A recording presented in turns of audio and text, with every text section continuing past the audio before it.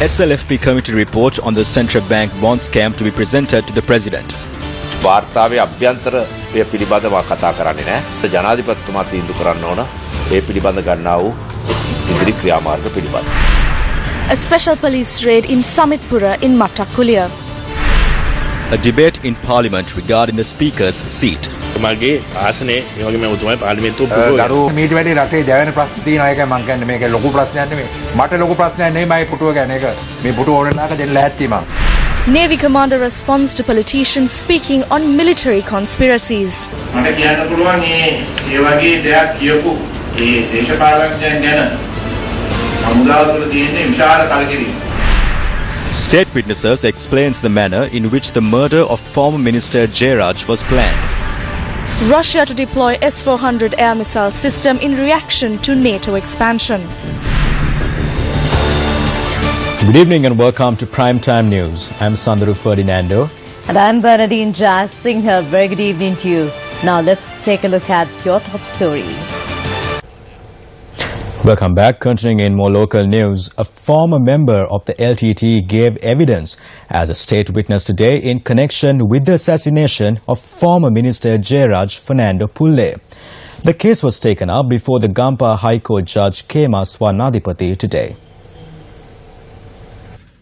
The state witness revealed that he met the first respondent, Morris, in Colombo a day after the bomb explosion. He informed court that they rode a bike to Valley area the following day. The state witness said Morris, upon seeing a youth in a pair of shorts near the Kanti ground, instructed him to stop the bike.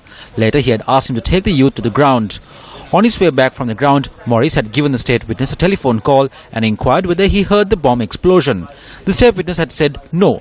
Morris had also asked if he could see ambulances passing by, to which the witness had responded in the affirmative.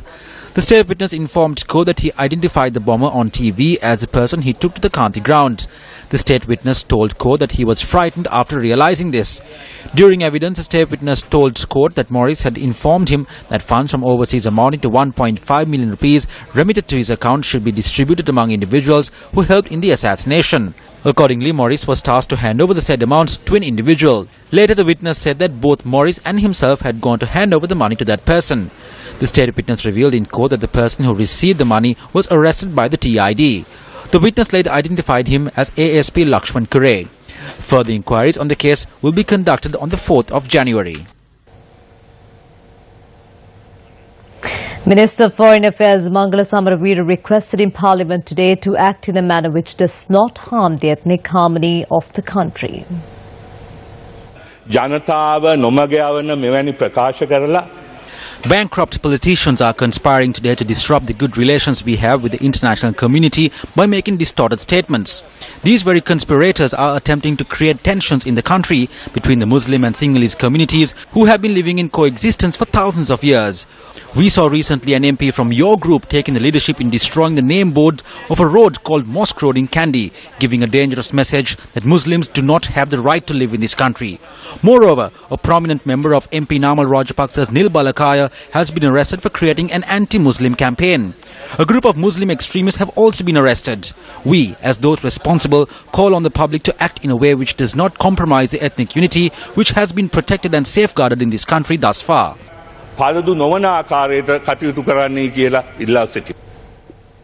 Commander of the Navy Vice Admiral Ravindra Vijay Gunaratna says that the army is disappointed in the politicians who speak about military conspiracies.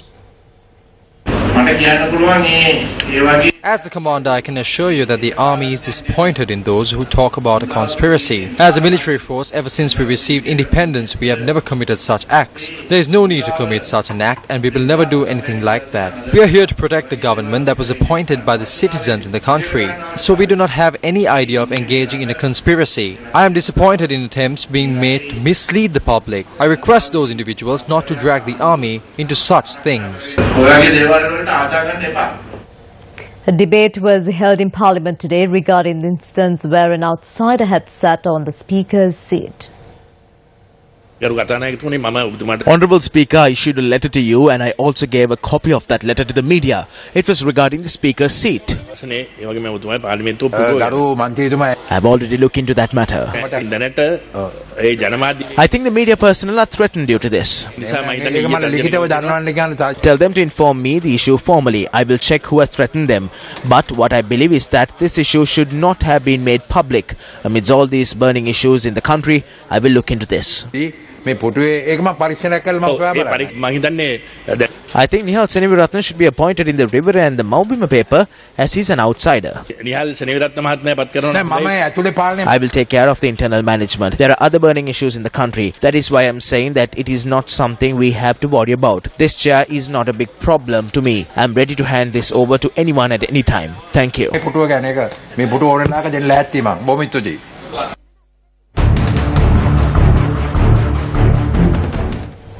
State Minister of Finance Lakshman Yapabewardena says that a report on the central bank bond issue compiled by Sri Lanka Freedom Party Committee will be handed over to the President either today or tomorrow. ශ්‍රී ලංකා නිදහස් පක්ෂයේ මධ්‍යම කාරක සභාව The Central Committee of the Sri Lanka Freedom Party recently convened under the auspices of the President, where a committee to look into the bond scam was appointed. It was tasked with compiling a report containing recommendations on the matter to be submitted to the President. We finished this report yesterday along with the recommendations. So this will most likely be handed over to the President either today or tomorrow. I will not talk about the content of the report because it is unsuitable to do so at this point of time. It is the President who must decide what future course of action must be taken. ඒ පිළිබඳ ගන්නා වූ ඉදිරි ක්‍රියාමාර්ග පිළිබඳ.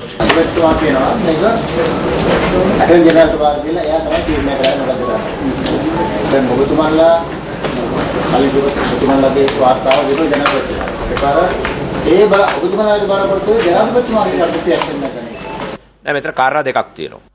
There are two factors to consider here. The decision taken in Parliament after being debated is signed by the Speaker and is directed to the Attorney General. That is the legal procedure.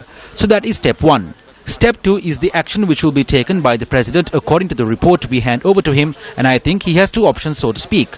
One is, once a report from Parliament is directed to the Attorney General's Department, the President can see what the determination of the Attorney General's Department is. If he is unhappy with that decision, he can take a different course of action. සෑහීමකට පත් වෙන්නේ නැත්නම් ජනාධිපතිතුමාට වෙනම මේකට පත් කරන්න පුළුවන්.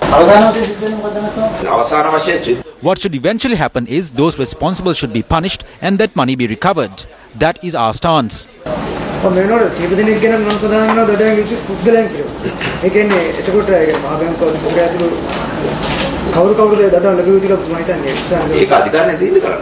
That is a decision the court must take. I cannot tell you here who must be punished. It is either the court or a separate commission which should decide that.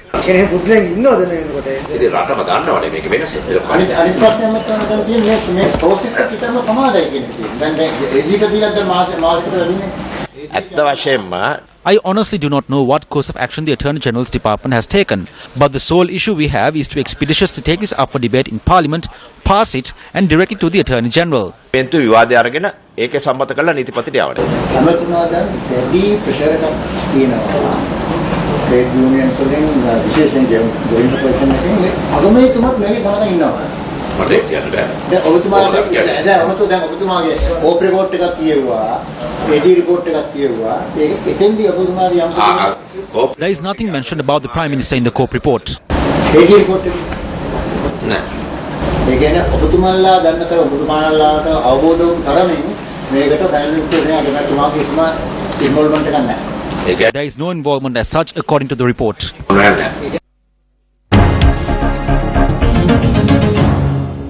President Maithripala Sirisena paid his final respects to the late actor Vimal Kumara de Costa. Vimal Kumar de Costa passed away the day before yesterday while receiving treatment at the Colbovilla Teaching Hospital. He was 68 at the time of his demise. The remains of the late actor Vimal Kumar de Costa have been placed at a private funeral parlour in Burella for the public to pay their last respects. A number of artists as well as political leaders arrived at the location today to pay their last respects. Born in 1948, Vimal Kumar de Costa is an old boy of Gurukula Vidyalaya in Kalaniya. He rose to stardom through stage dramas and later displayed exceptional talent and edged the hearts of many through movies such as Ahas Gawwa, Eyadan Loku Lamek, Soldadu Unnahe, Bambaru Awith, Sarungale, Sagarayak Meda, Athin, Athatana. According to the relatives, the final rites will take place tomorrow at the Boralla General Cemetery. Meanwhile, a discussion between the president and the education officials got underway to discuss the problems that have cropped up through the restrictions placed on student registrations for external degrees. Addressing the discussion, President Sirisena said that the benefits vested to education by the government will be curtailed in any manner. Views on the new constitution were expressed at two separate media briefings held today. We remind this government in particular that it is essential that we go for a public referendum over this constitution. For us to go in for a public referendum, it is mandatory that a massive public awareness campaign is initiated. Politicians in the government and connected to the government must get onto the streets and educate the public on the new constitution. If a public referendum is to be won, it could. Why? Because the two-thirds majority they have is more than sufficient. The budget proposal was passed last Friday by 162 seats. This means that they have 12 seats more than a two-thirds majority. We are seeing racist factions propagating absolute lies in a bid to divide the country and arouse racism.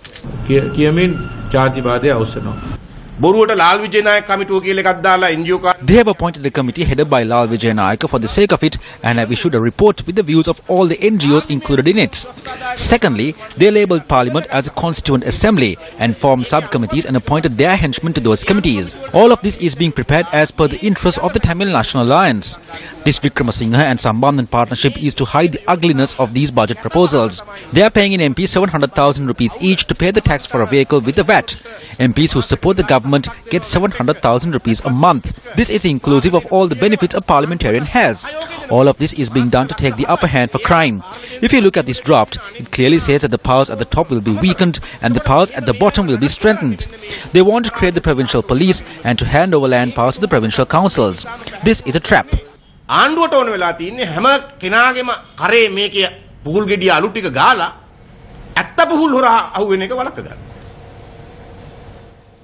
Speaking at a media briefing in Colombo today, Chief Minister of the Northern Province C.V. Vigneshwaran expressed his views on the federal system. The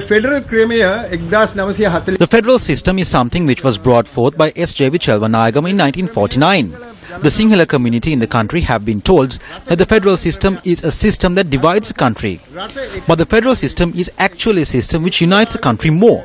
But our politicians have interpreted this completely differently and now the people think that the federal system is wrong. For example, we all have our main home, which consists of the parents and the children. But as time passes by and the children grow up, they are given ownership of little sections to make their own houses in that plot of land. So even though all of them live in different houses, they live in the same land. There is no difference.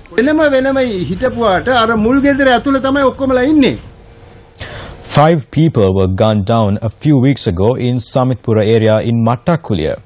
A special police raid was conducted in the area today, through which a total of 10 suspects who were wanted by the police were apprehended. Samitpura in Mattakulya is home to around 710 families. The raid was conducted under the direction of the DIG in charge of the Western Province. The team of around 500 police officers from the Colombo North Police Division and the Police Special Task Force took part in this special raid. According to our correspondent, the raid, which commenced at 3 this morning, ended late this morning. Police said that 10 suspects were arrested during the raid. 4 swords that were in the possession was also taken into custody. The Mattakulya police is conducting further investigations. News First inquired the public about the decision reached to impose a minimum fine of 25,000 rupees for 7 traffic violations.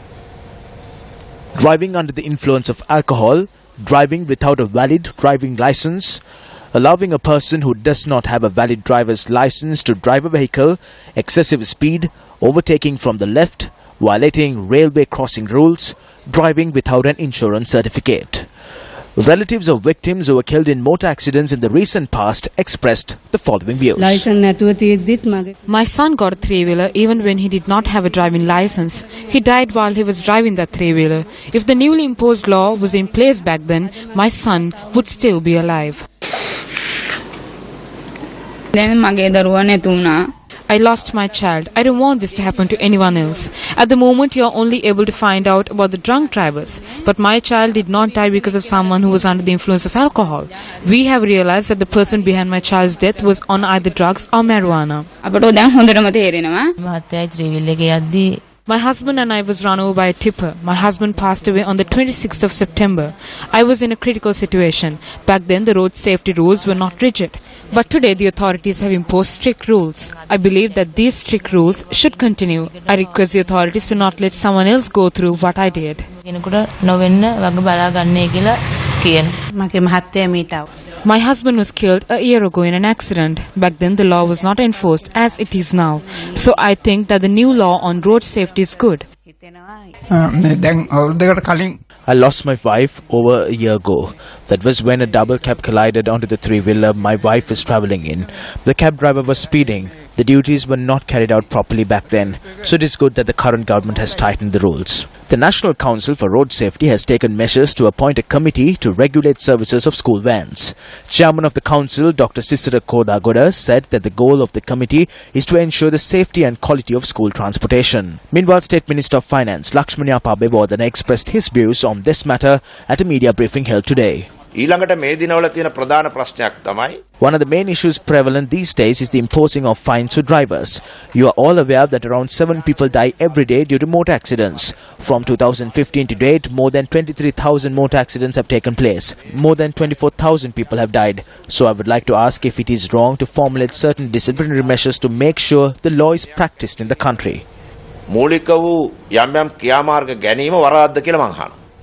Residents engaged in a protest blocking the Kandy Jaffna A9 road in Kautugastota Ambethan area. The flow of traffic along the Colombo Kandy A9 road was severely affected as a result of the protest.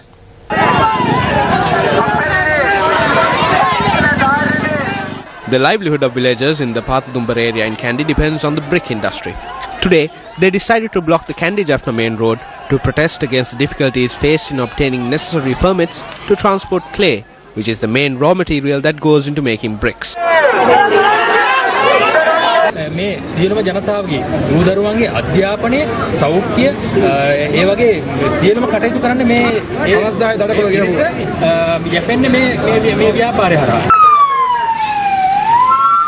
This factory employs over 12,000 villagers from Pathadumbara, Egodagama, Megodagama, Kalugalwatta, Mologodayawatta and Bolegoda Grama Seva divisions. Workers have been traditionally sourcing clay from the factory for villagers in the vicinity. But new regulations imposed by the Geological Survey and Mines Bureau have impacted the brick industry.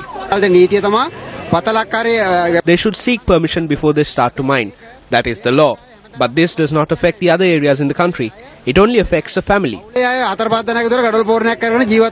Movement of vehicles were completely stopped for almost 7 hours due to the protest in Ambathanna along the Kandy Jaffna A9 road. United National Party Provincial Councillor Padmalal Alvis arrived at the location to discuss the issue with the protesters. The crowds dispersed after authorities promised to refer the matter to the district committee meeting for a solution. Meanwhile, residents blocked the Polonnaru Batiklo main road in Kadruwela to protest against the loss of land due to the construction of the Kadruwela city. The protesters also visited the divisional secretary of the Tamankadu area to discuss their request. The group dispersed on the promise of the divisional secretary that they would be given an opportunity to discuss the matter. Who is giving us houses? There is no proper agreement. With that, we wrap up Primetime News. I'm Bernadine Jazz Singh. And I'm Sandru Ferdinando. Do take care and good night.